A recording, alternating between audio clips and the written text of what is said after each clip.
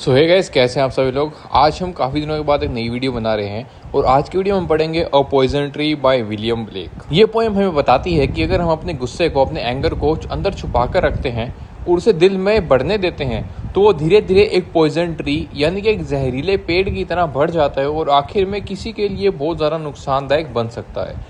Poem का जो main message है वो ये है कि अपनी फीलिंग्स को सही तरीके से एक्सप्रेस करना चाहिए। हमारी वीडियो को शुरू करते हैं जिसके अंदर हमारे पास पोएम की पहली स्टैंजा, पहली लाइन आ जाती है, I was angry with my friend. इसमें पोएट कहते हैं कि उन्हें अपने दोस्त पर काफ़ी ज़्यादा गुस्सा आया था। I told my wrath did end. Poet ने अपना गुस्सा अपने दोस्त को बता दिया, इसीलिए जो उसका गुस्सा है वो ख़त्म हो गया। यहाँ मैसेज ये एक है कि बात करने से मिसअंडरस्टैंडिंग होती है, वो दूर हो जाती है। I was angry with my Foy.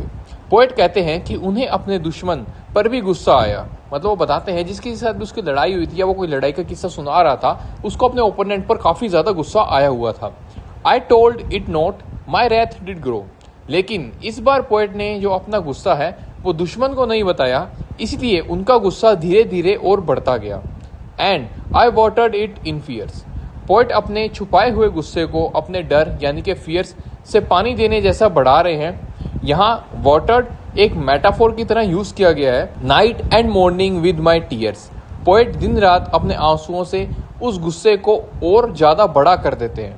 यहाँ टीयर्स दुख और इमोशंस दोनों, मतलब पेन को और इमोशन को सिंबल करता है एक तरीके से। And I sun it with smiles. Poet बाहर से झूठी मुस्कान दिखाता है लेकिन अंदर ही अंदर उसका गुस्सा छुपाया हुआ है। मतलब जो इसमें वर्ड की यूज किया गया सन का मतलब है उस गुस्से को धूप देना, यानी उससे और ज्यादा ग्रो करना। And with soft deceitful wiles. Poet ने अपनी चालाकी, धोखे और झूठे व्यवहार से भी उस गुस्से को और ज्यादा बढ़ाया। इसके अंदर एक वर्ड यूज किया गया है डिसीटफुल वाइल्स। इसका मतलब होता है चालाक और धोखेबाजी से भरा हुआ व्यवहार। And it grew both day and night. Poet का गुस्सा दिन और रात लगातार बढ़ता रहा। Till it bore an apple bright. आखिरकार वो गुस्सा एक चमकदार सेब यानी कि एक एप्पल के रूप में बदल गया। ये एप्पल टेम्पटेशन और डेंजर का सिंबल हमें अभी बता रहा है।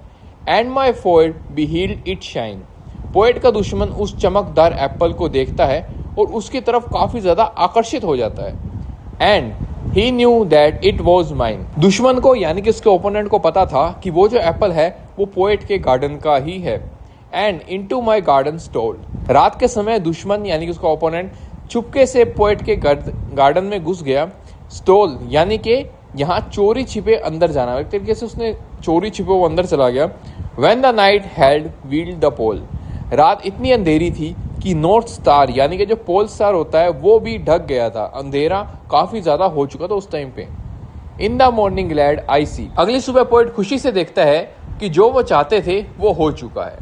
My foe outstretch beneath the tree. Poet देखते हैं कि जो उसका दुश्मन है वो पेड़ के नीचे मरा हुआ पड़ा है। इसका मतलब है कि छुपाया हुआ गुस्सा और बदले की भावना आखिर में विनाश का कारण बन जाती है।